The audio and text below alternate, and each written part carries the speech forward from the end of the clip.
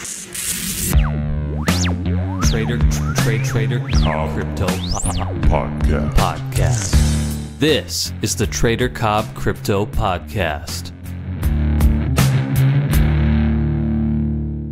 Hello, everybody, and welcome to another episode of the Trader Cobb Crypto Podcast, brought to you by tradercobb.com. Jump across to the website where you can get all your crypto trading education. Today, I have got another amazing guest. It's the co-founder and CEO of a project called iOlite. It's Alfred Shaffir. Thank you very much for being on the show, Alfred. Thanks very much, mate, and I look forward to having a chat with you.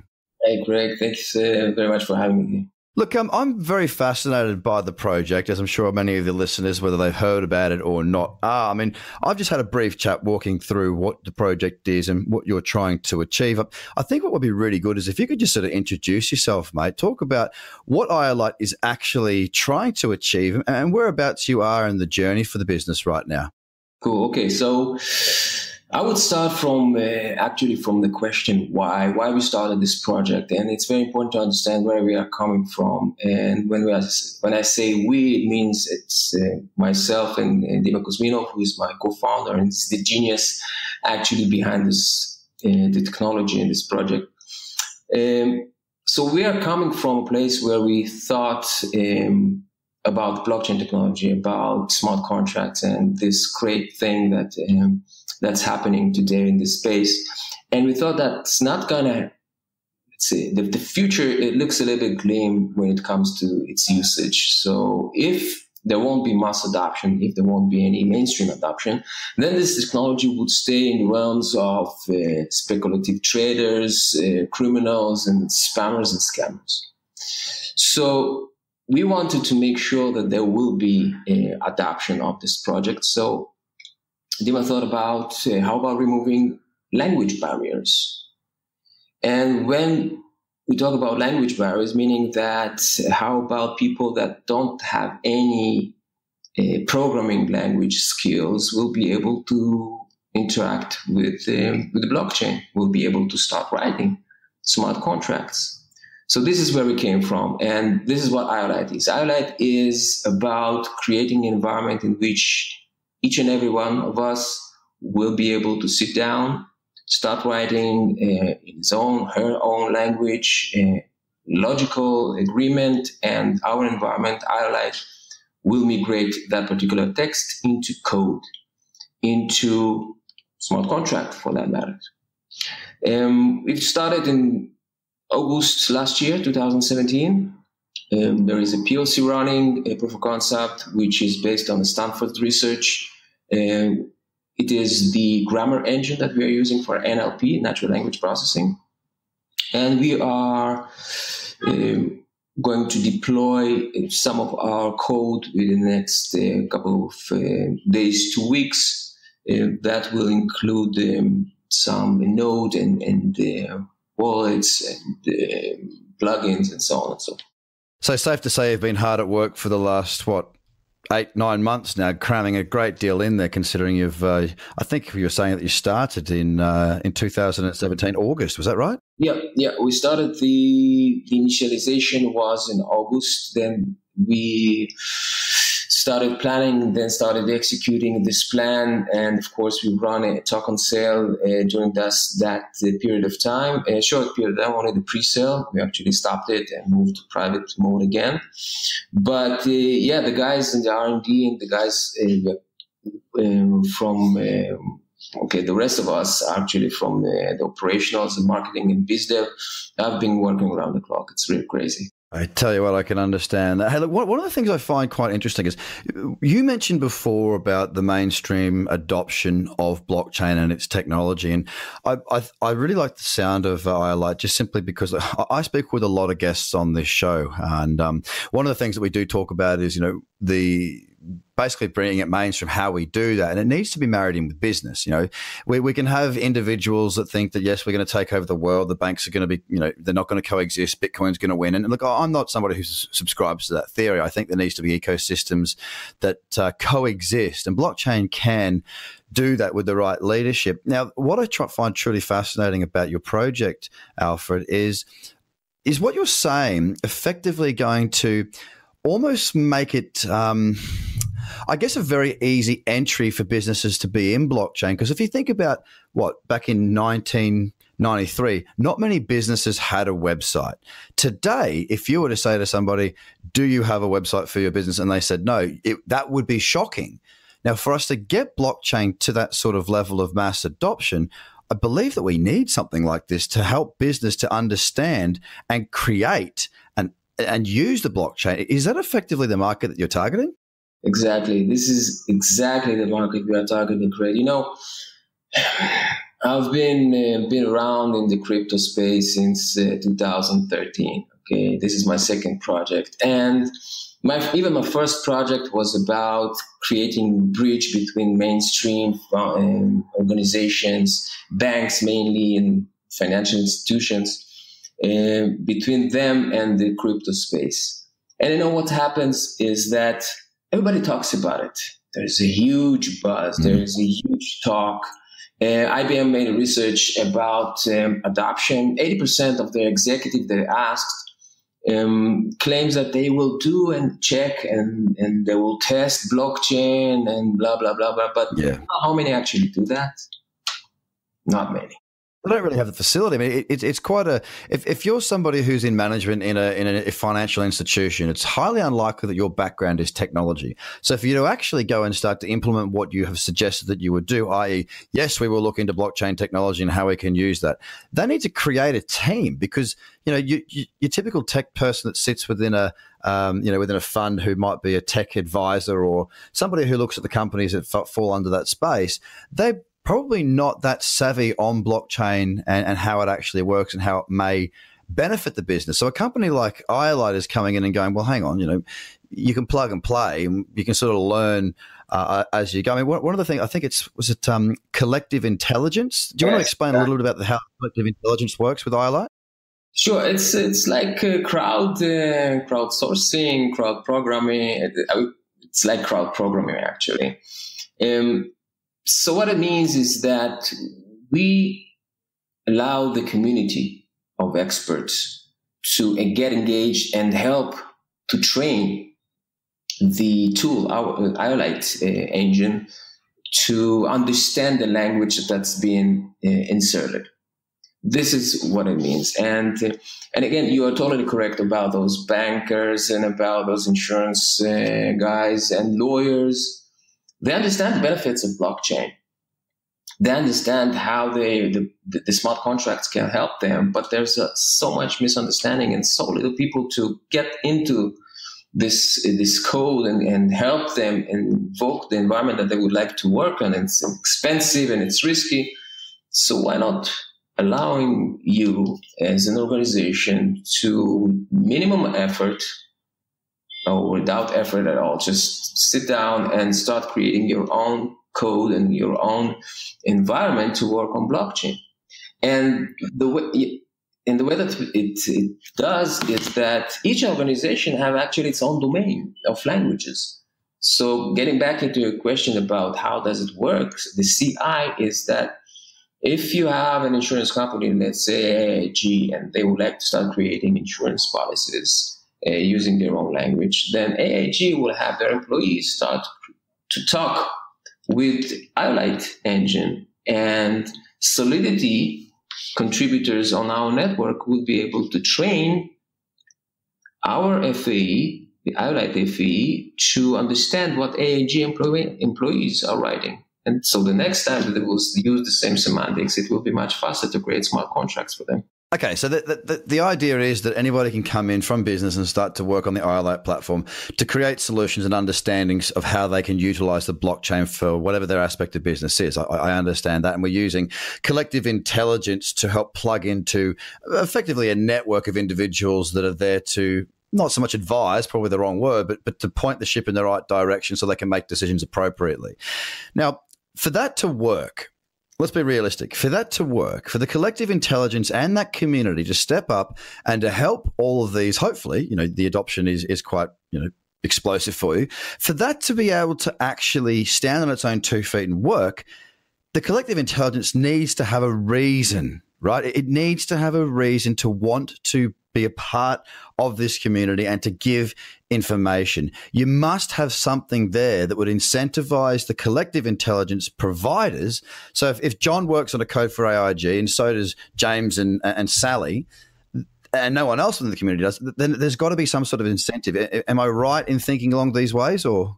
Yeah, you're totally right on the money, Greg. Exactly. That's what makes the difference between this open source project and maybe, let's say, Linux or other open source project. Because in our case, we actually implemented a compensation mechanism to the contributors. So this is a part of the mechanics of iOlite, meaning that when a contributor makes a contribution of a code that is actually going to be implemented by the author of a particular smart contract, he or she will be compensated as a part of the signing of that block in the blockchain.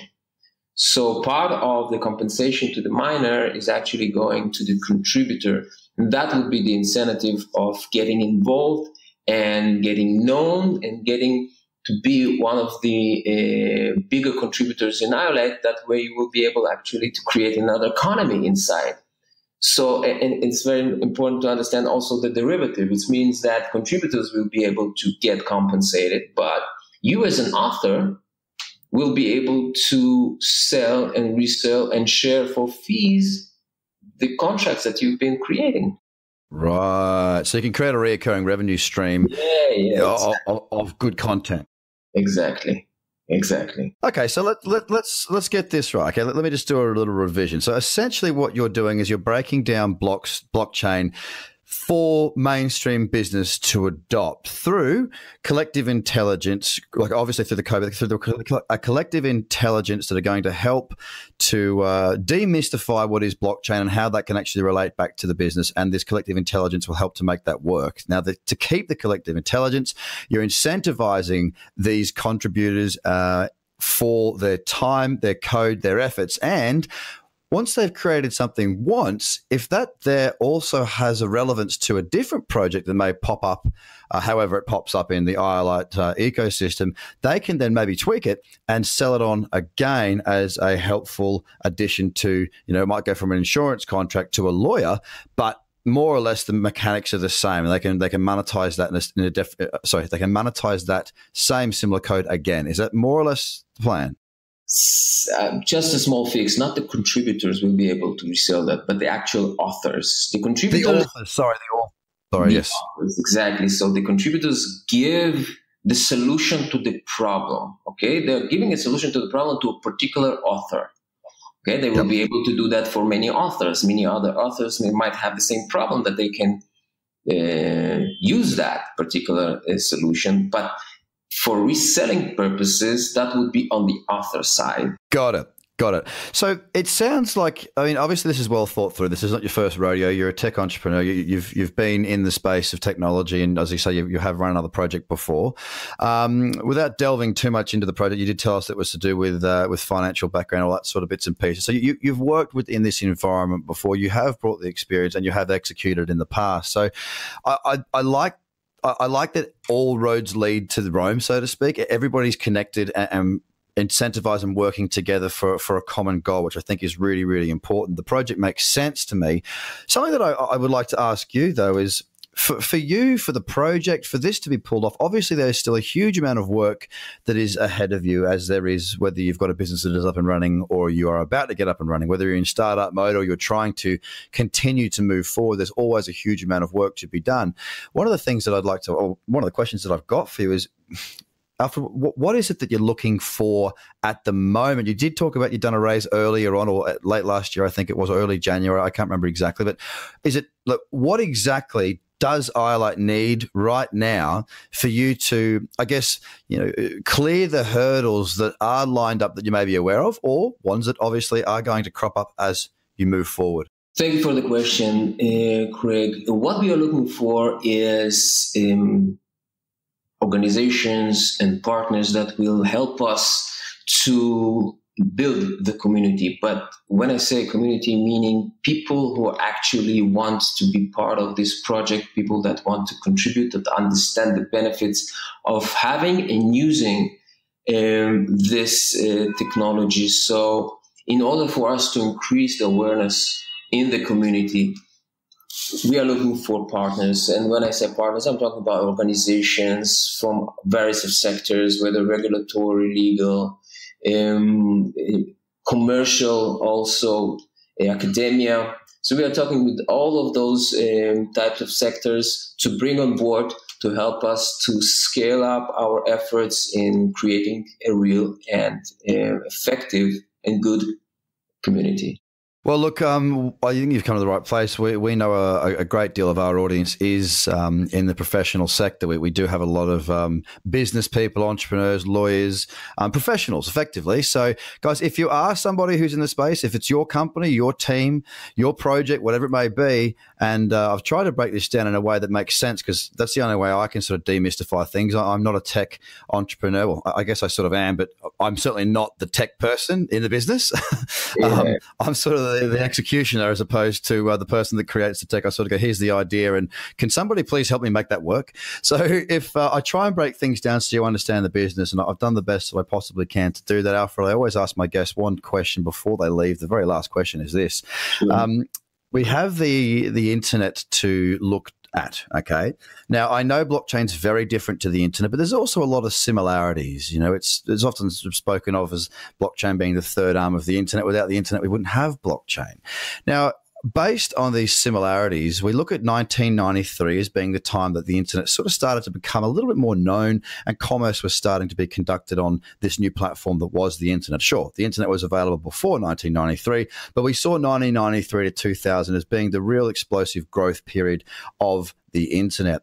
Now, where we are with blockchain right now, if we talk about 1993 being, you know, the very beginning of mainstream understanding, or at least awareness, let's say, and 2000 being when, you know, things got a little bit silly, whereabouts do you think? What year do you think we're in right now in blockchain? 1990. 1990. I thought you'd be going underneath 93. I did. We are not there, Greg. We are not there. I mean, yes, there's a lot of buzz. And the only reason that there's so much noise is that we are living in an era of internet and the media explosion. And if that wasn't the case, then blockchain wouldn't have been known by anybody, virtually anybody. Yeah. So we are not there yet. And that's exactly my point with iOlite. If there won't be users from mainstream businesses and mainstream organizations and governments, it won't happen. The adoption is the key here. The key to get this technology to the right people, to the masses. I know there are efforts, and I know there already are projects, even in insurance, and there's a payment use case that's already being used, but it's not there in terms of how really big this technology can be. 1990, that's the lowest that I've had anyone. Most people try and go 93, 94, some around 96, but I figured from our conversation, Alfred, you'd be somewhere in that space. It's been an absolute pleasure having you on the show. One more second before I let you go. This is Alfred Shaffir of the co-founder and CEO of iOlite, making basically the blockchain mainstream for businesses and essentially eliminating barriers to businesses and blockchain. Where can the listeners find out more about yourself, iOlite, and what you're doing?